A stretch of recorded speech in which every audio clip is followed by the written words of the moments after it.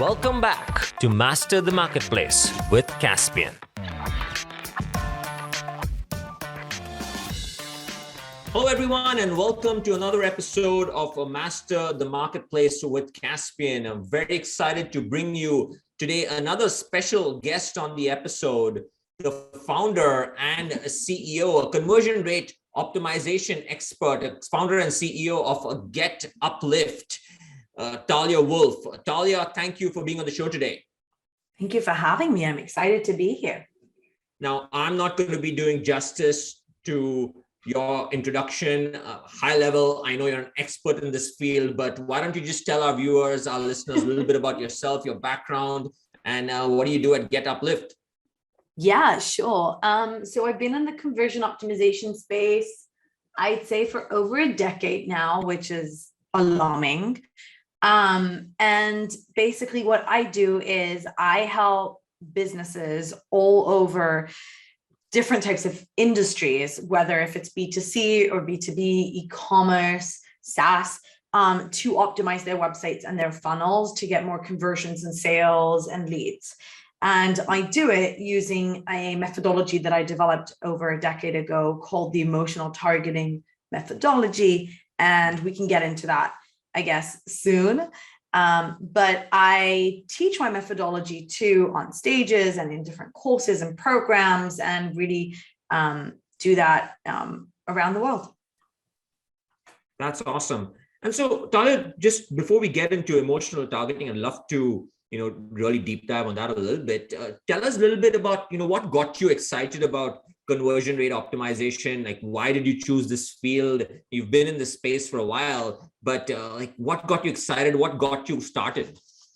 Yeah, it's funny because back when I started, there wasn't an industry. There were two companies maybe doing conversion optimization.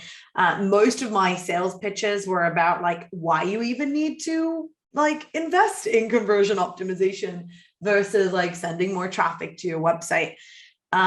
So it's cool to see how mature the industry is getting. But for sure, when I started out, when I started my career in marketing, it was in driving traffic and social media and just really kind of more concerned with likes and engagement and driving traffic to websites. And I found myself asking, okay, but what are the results that I'm getting? How much of an impact am I actually do I have on my clients' websites, their leads, their sales? And I didn't really know, because back then a lot of people were using Google Analytics, and even if they weren't really didn't know how to connect them with social media. So what I would do is essentially just make things up. So I would test things in Facebook ads and change images or headlines or in the landing page, because back then it was FBML, I think that's what it was called. You could change things within Facebook and work on the landing page and whatever. So I'd sit with the designer and move this here and let's change this button. And it was just making things up. But I actually started seeing some changes, and that was interesting. And that's what got me diving into the whole world. And I eventually opened my own agency and built our own framework for optimization and so on. So it kind of started with just so how am I doing kind of question. That's awesome. That's great. And today, would you say that the field has matured a lot just over the years, and there are tons of different agencies and out there? What's your view of the space today? It's a good question. It's a lot more mature.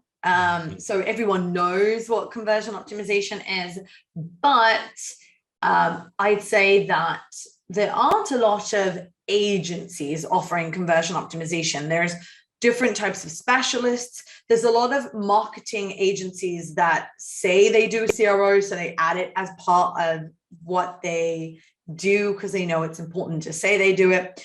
But I think that right now the market is really kind of saturated with a lot of people that have a lot of good ideas, but not a lot of experience. So I have quite a few really good friends and colleagues that do conversion optimization. And We share a lot of knowledge together, and it's great to see that there's more interest in conversion optimization. There's a lot more people asking about it, asking for it, but there's a long way to go to get to a good place within conversion optimization, because it's such a harder discipline.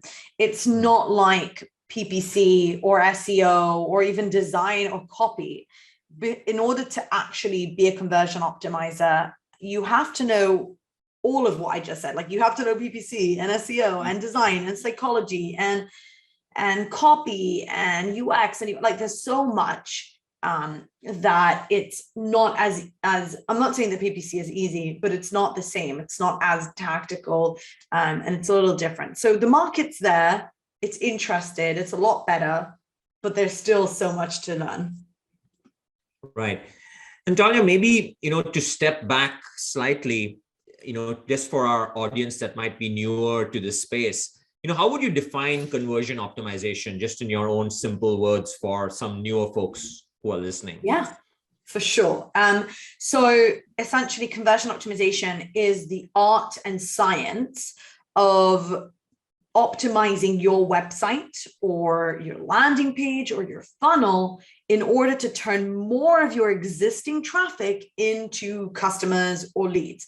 So if, for example, you're driving 1,000 people a day to your e-commerce website and every day 10 people convert, you would be able to do conversion optimization. You would be able to optimize your website in order to turn those 10 people into 20 or 30 or 100. That would be your goal.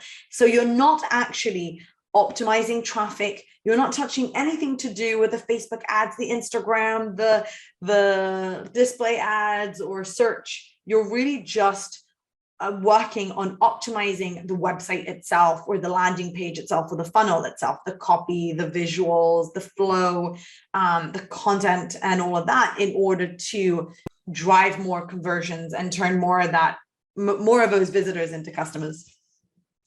I see. That makes complete sense. So let's get a little bit into, emotional targeting and the approach that you and your firm has been using. Maybe define for us the emotional targeting approach, and then would love to also get into, the kind of results that you've seen with your clients that you have served with this particular approach relative to maybe others out there. But yeah, let's get into that a little more. Yeah, for sure. I'm happy to. So when I started with conversion optimization, one of the first things that I did is basically change different elements on the page. There wasn't a lot of content out there. There wasn't a lot of information. And in order to optimize my clients' landing pages, I would basically change different elements on the page. So a call to action button color, a headline, an image, really kind of specific, very tactical things. And I never actually got the results that I wanted. So maybe it would increase conversions a little, maybe it would kind of move the needle, but not enough. And what we found, my partners and I, is that there was a piece missing. Now, as I mentioned back then, there were I could count on one hand how many people were doing conversion optimization in the world. So a lot of our work was really just building the foundations of everything.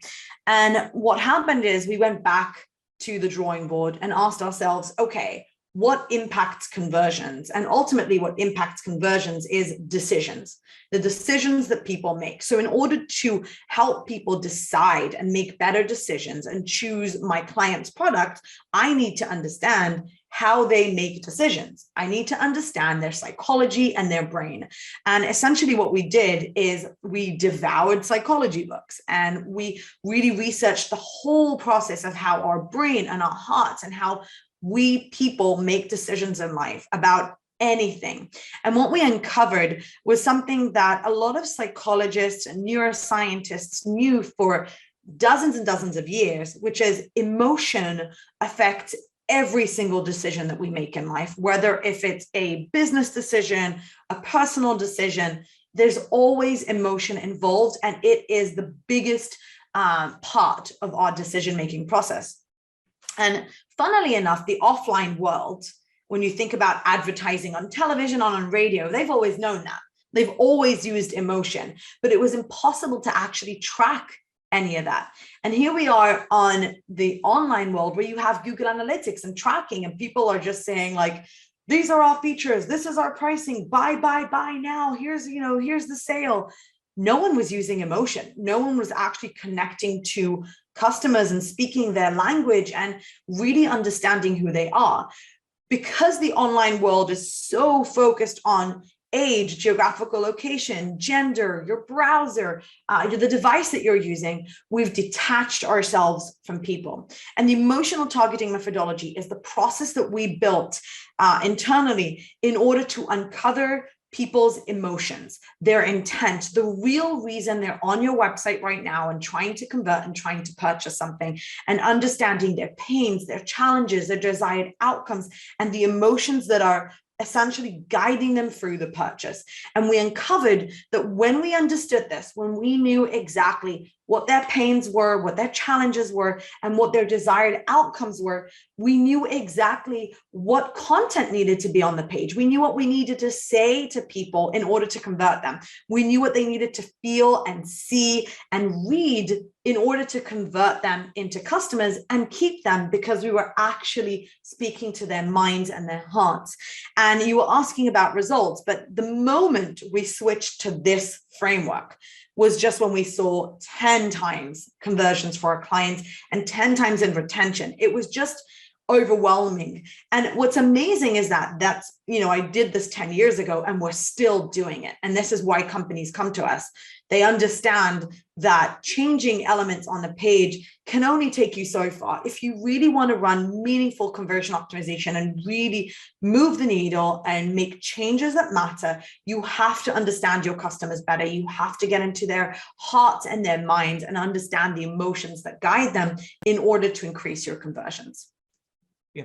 And so how do you do that, Talia? How do you get into the minds and the hearts of customers? I mean, just to double click on the approach.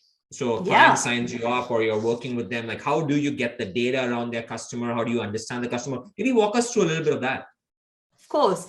So essentially, when it comes to optimizing your website, it's very, very simple to go into Google Analytics and uncover where the problem is. So your homepage isn't converting, your product page isn't working, there's something in checkout that isn't working. Or if you're a SaaS business, then you know that something, there's a big drop off on your features page or on your pricing page. But knowing what changes to make is the biggest challenge with conversion optimization. So what we do with any client that we have, the first thing we'll actually do is very in-depth, meaningful customer research. That means that we would do surveys on your customers. We survey your visitors, your prospects on the site to understand their pains and challenges right now, why they're on your website, and survey your customers to understand why they came to your website and what the value was that they found. We also interview customers and actually speak to them to understand them and the words that they're using. We do competitor analysis. We do review mining, social listening, and really what we're looking for is the conversations, the reviews, and the mentions of the emotional outcome, the value that people get from these products that you're selling. Of course, we pair this with data-driven insights, meaning we look at Google Analytics, we look at heat maps, we do a UX and heuristic analysis on the website. So we have all the data of what's not working and why it's not working. But once we've done all the customer research and we now know, okay, this is why people came to the website. These are the things they've tried before that haven't worked. This is what they're hoping to achieve once they buy from you. It's so much easier for us to say, okay, I know what's wrong. The messaging is off here. This is what's missing. The hierarchy of the content isn't working. We need to shift things around and rearrange things, or we need to add more pages. We need to change the menu and the navigation. We need to create a new email sequence, and so on and so on. So this really does dictate everything that we do, using just by basically just speaking to customers and asking them the right questions. No, that makes sense. And then once you have that data, do you build out a like a hypothesis that, this is what we should potentially try out and then do some A/B testing? Like, what's the process of coming to a solution that might make sense? Yes. So the way it works is we inform ourselves by saying, okay, we have a very big issue on our homepage. And this is something that happens to a lot of e-commerce brands. Like they have a lot of products, or maybe like one of our clients is based on biofeedback. It's a wearable device that there's different types of wearable devices you can use to help yourself. And essentially what happens is your homepage becomes like a dump for everything, and you don't know how to guide people and where to guide them to. So what we do is, after actually doing all this customer research and identifying, okay, the homepage is a big thing for customers, we then say, okay, our hypothesis is, in this case for our clients, we said, okay, our hypothesis is we need to explain the science behind this product, and we need to understand why this is so important for your life, and we build a story around it. So we write the whole homepage from scratch, and we'll do a wireframe from it, and we'll say, this is our hypothesis. Our hypothesis is that if we mention X, Y, and Z, and if we tell the story in this way, and if we use images in this way, then we will increase conversions. And we build the whole test out, the whole variation, and then we'll test it out and see how it works. And we'll do the same with product pages and with the checkout and so on. So it's essentially, this whole research helps identify your unique selling proposition. It helps identify who your personas are and the actual people you're selling to. And then it helps you optimize everything on the website, every single page. That makes sense. And what would you recommend rather to, say, companies wanting to try this approach out or wanting to get into the emotional marketing approach? Would you recommend that they start with, maybe some customer surveys, learning a little more about their customer, which is one of the techniques that you mentioned? How would a company maybe listening to us today go back to their team and say, hey, we've got to go try this approach out? Yeah, 100%. I think that the best way to approach it is to start with customer research. And what you want to remind yourself and your team is that you're not going out there to ask them, like, what is your favorite feature? Or what is the favorite product? Or why did you come to our website today? Or what do you think of our website design? That's not what we're asking. We really want to understand the emotion behind the purchase. So even asking something as simple as, let's say you reach out to your customers and you say, if you could no longer use our product, what is the one thing you'd miss the most? Like, that's one of my favorite questions of asking.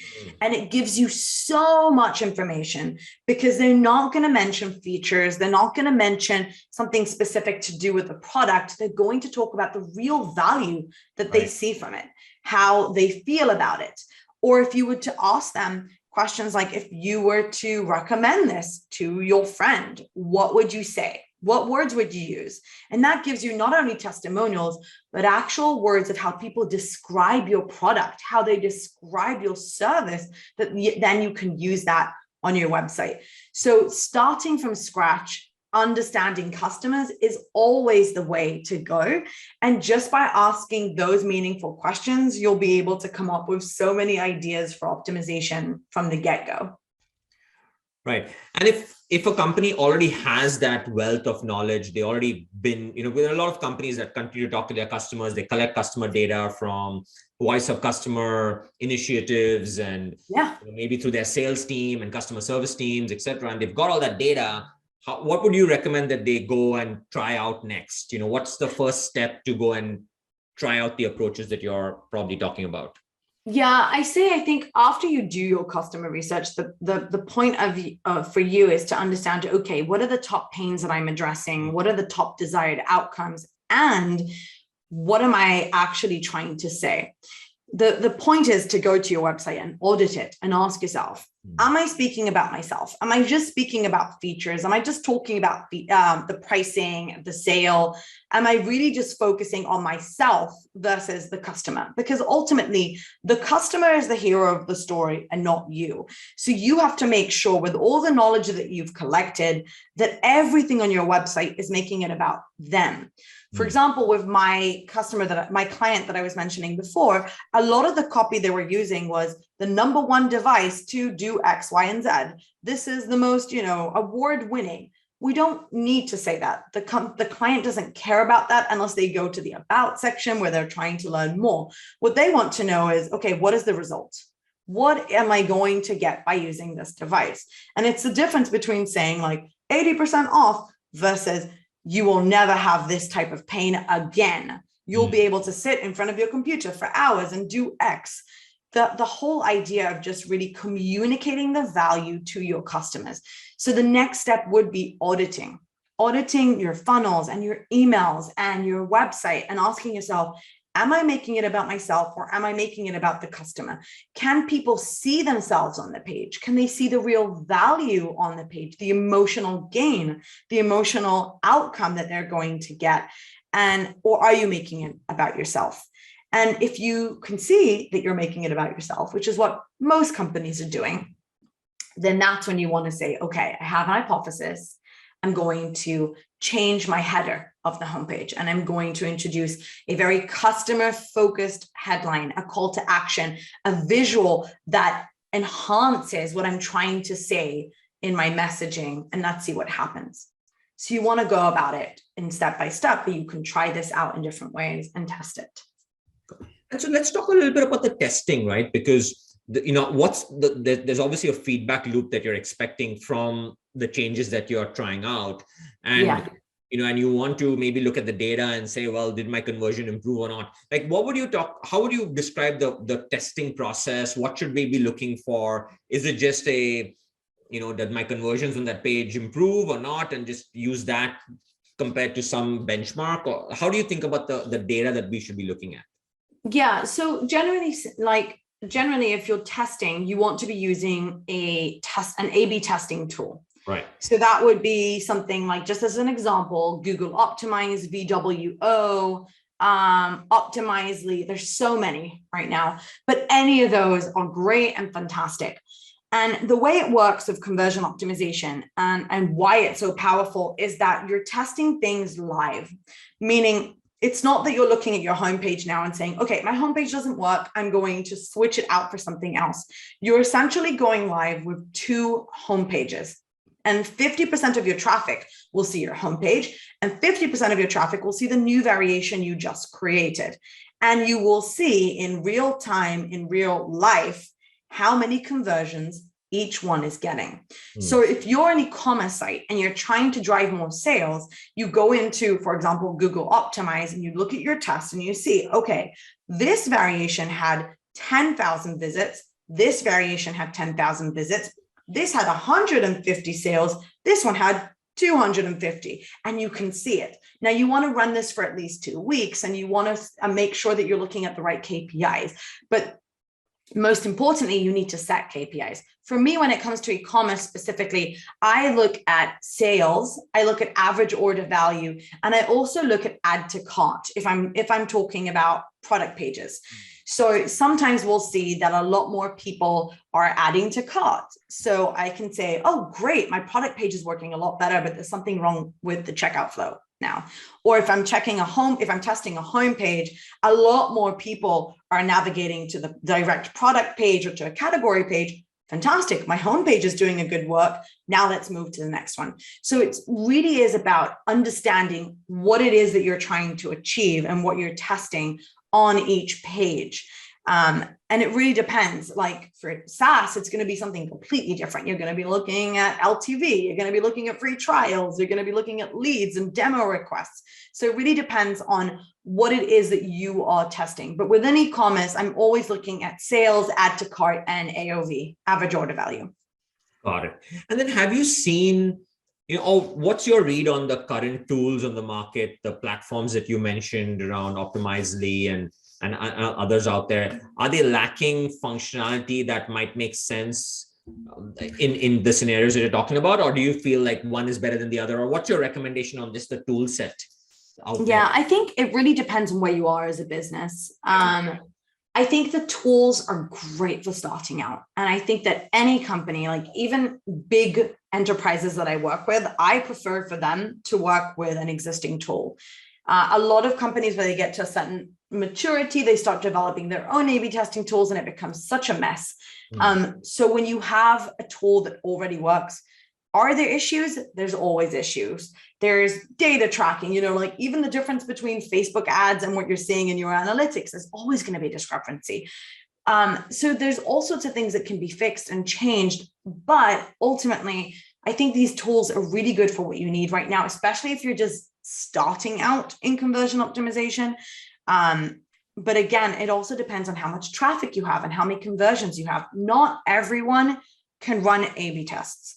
For example, if you have less than 300 sales a month on your website, then you probably shouldn't be running A/B tests. And what I mean by that is the rule for A/B tests is that the minimum rule and my rule is that you want to run it for at least 2 weeks. 2 weeks so that you can test your page on each day twice. So there hasn't been anything like something happened on the news or there was like something weird that spiked on Tuesday. And then you want to make sure that it's repetitive. And you want to have at least 100 to 150 conversions per variation for it to be statistical significant. Now, a lot of people don't have that. A lot of people don't have 300 conversions a month. And that's okay. If you're just starting out and you don't have that, that's fine. But then I'll say, so don't waste your time A/B testing, but do spend a lot more time on the customer research I just mentioned. Because if you don't have 300 conversions a month and you're just changing your button from blue to red, you're never going to get any results. But if you make systematic, strategic changes on your homepage, they're going to have a much bigger impact. So you won't be able to see it live, but okay, a month later, look at the results and see what's happening in Google Analytics. It's not statistical significant, it's not like the most statistical significant thing, but it is a better way and a better approach. And you know that you're making big strides versus just like changing a button, which isn't going to get you anywhere. Hopefully that answered it. No, absolutely. Absolutely. And to that point, there are companies that have been very stagnant in their marketing. And would you recommend the approach around emotional targeting that you outlined today as a starting point for them? And, understand your customers, make a few changes, you have this feedback loop going. What's your recommendation for someone listening and saying, hey, my marketing is stagnant. I can't see any changes. What should I go do right now? What's the first 1 or 2 things that they should go do right now? Yeah, customer research is always my go-to. That would be my go-to. And also setting up some heat maps. So tools like Lucky Orange and Hotjar are great tools, and there's many more that help you see screen recordings and heat maps and scrolls and taps. And that's a great thing for understanding how people are using your website. So if you're trying to figure out what to do and you can't come up with ideas, then yes, customer research first, super important. But you can still do other things. Like it's not the only thing. Setting up a survey in Typeform or in Hotjar takes 5 minutes, and you just put it on the website and go, or email it out to your customers. So you should be able to spend 2 hours a month on researching your customers, collecting more data, and slowly making those changes. That's great. That's great, Talia. And so Talia, just to wrap up, I have one question around just getting your perspective on the evolution of the industry. And I know we talked a little bit about this up front, but what trends are you seeing in the industry as a whole? And I know the industry is large and there's so many, e-commerce is there's so much in e-commerce, but let's maybe focus on acquisition, conversion, and the kind of the funnel, the marketing funnel. That in what trends have you seen evolving? What's new age? What's coming in the future that people should be aware of? Would love to get your expert opinion on that. Yeah, so it's funny you asked that, because I think that one of the biggest things we're seeing, and this isn't news, is that there's overwhelmingly so much competition out there, and it's not even direct competitors anymore. It's anyone that sends a notification to your phone and your customers out of your store in seconds. So, and ultimately you're competing with so much noise, so many direct competitors, so much social media. There's just so much going on.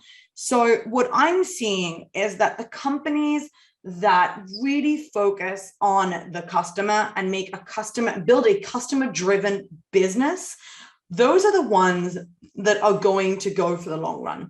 Those are the ones that are going to be able to keep customers coming back and to really connect with them well, because it's our job as marketers to essentially grab people's attention from whatever it is they're doing and come to our website and stay on our website and purchase from our website.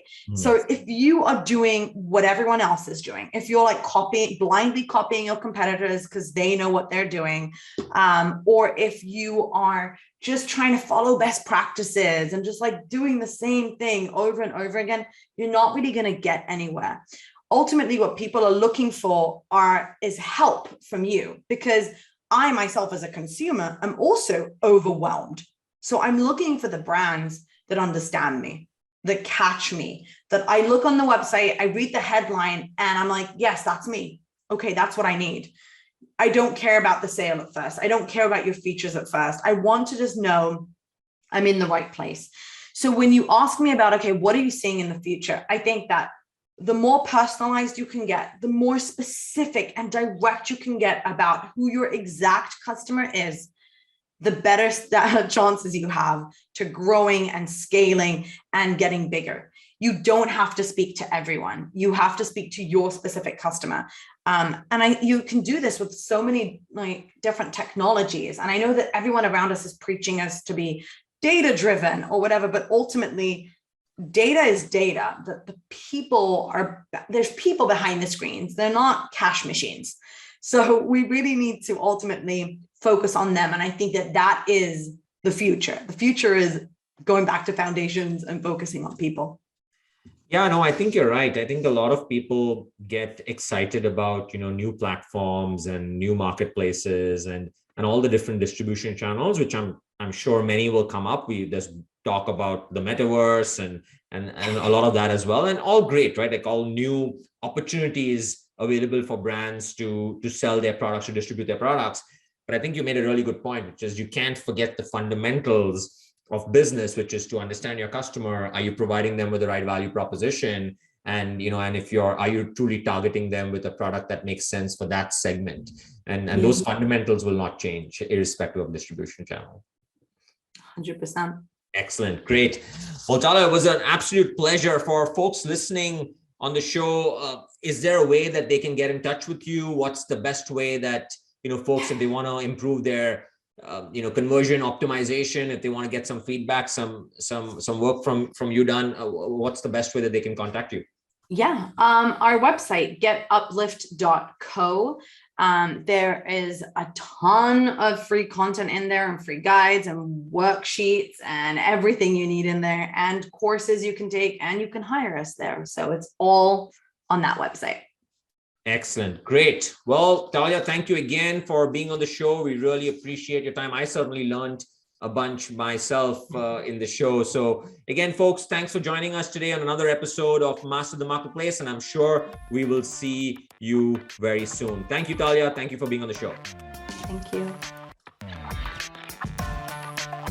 Through conversations with experts in online retail, with years of marketing, compliance, and inventory management experience, we seek to empower our listeners to master the marketplace. Thanks for listening. We hope to see you next time on Master the Marketplace with Kaspien.